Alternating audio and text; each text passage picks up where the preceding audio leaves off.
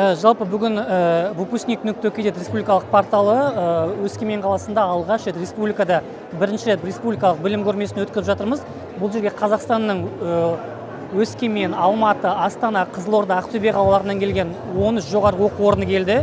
Өскеменде алғаш рет ұйымдастырып жатырмыз. Негізгі мақсатымыз жаңағы 9-шы, 10-шы, 11-ші оқушыларына профориентациялық жұмыс жүргізу, болашақ мамандықтарды таңдауға жоғарғы оқу орындарының өкілдерін шақырып отыр, осындай үлкен бір алаңды ұйымдастыру болып отыр. Осы жерден біз мамандық таңдауға көмектесетін шаралар және де әртүрлі өзіміздің болашағымызға үлкен шешімдер қабылдауға көмектесетін шаралар өтіп жатқанына шын жүректен қуаныштымын. Және де осы шарадан мен үлкен үмітім бар, және де осы жерден біз үлкен шешімдер қабылдап кетеміз деген ойдамын. Жалпы мен болашақта өзім журналист болғым келеді, және де осы журналист мамандығынан мен осы жерден өзіме керекті ақпараттар табамын деген ойдамын.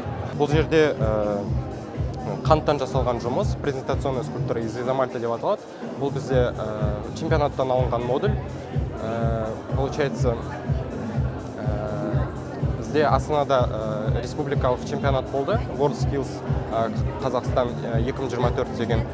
Сол чемпионатта мен кондитерлік іс құзыреттілігіне қатыстым. Қазақстан бойынша 2-ші орынды алдым.